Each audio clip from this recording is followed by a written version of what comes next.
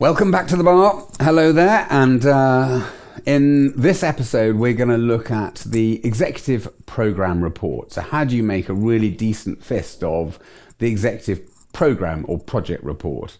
So what are we talking about when we talk about an executive program report? So once a week or once a month, the leadership team and senior managers around the business are looking to get a report on the status, the activities, the risks of a project or a program that is in flight. And that might be particularly important because it might be a very heavy investment for the business in that particular project, or it might be a project that's going to release some benefits that are crucial. Could be a compliance project like GDPR, where there was a set date where everyone had to comply. So you've got a set date to have to be delivered by, etc. But either way, the leadership team are interested in and need to know what's what.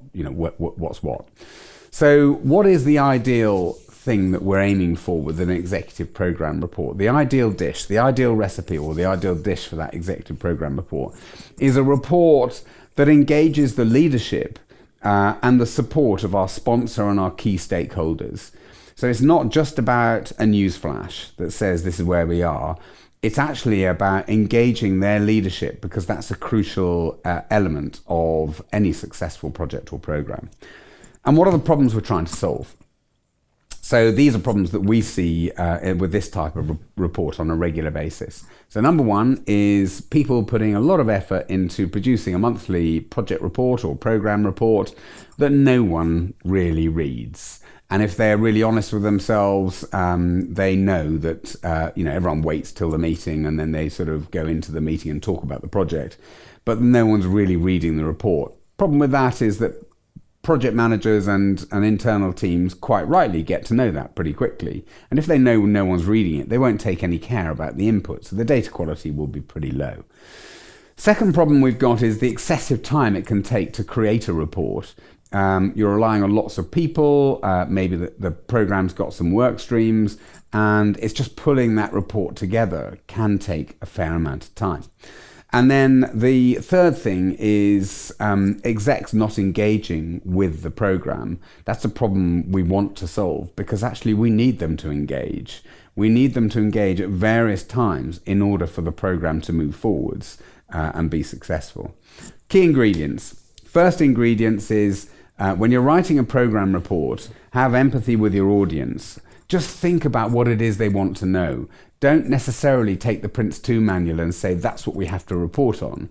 Think about your audience in your business, which is going to be different to anybody else's business. Think about what they're interested in, what they're not interested in, how they operate. And if you have empathy with your audience and you build the report around that, you're far more likely to connect with their needs and therefore get their engagement.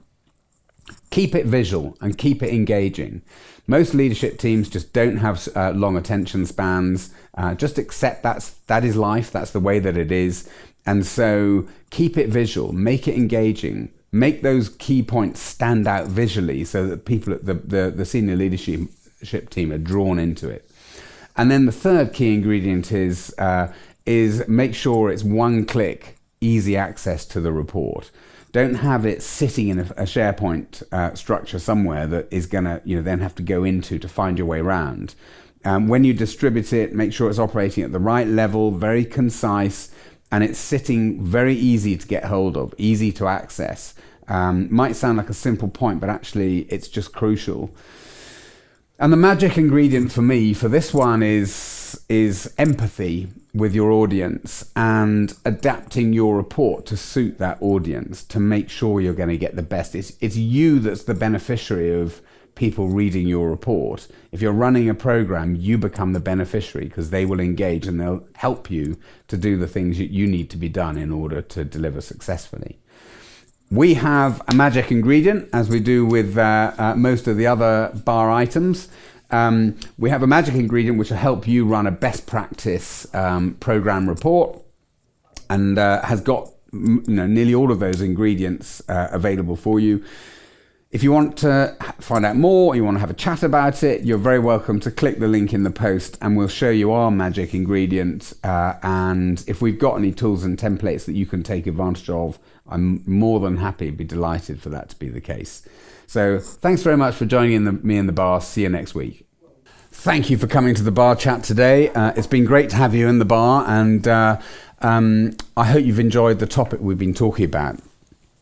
Now, if there's anything in this topic, if there's anything in this bar chat that's particularly resonated with you, or there's a challenge that you're facing with your portfolio or your program or your stakeholders or whatever it might be, then one of the things that I'm offering is a free private bar function. So you can either come into our very own bar and come and be a part of it, and I promise you there'll be a drink waiting here for you, or I'll come to you, or we'll have a phone call, and we can maybe kick the tires on over a bar chat on a challenge that you're facing internally with your program, portfolio, or whatever.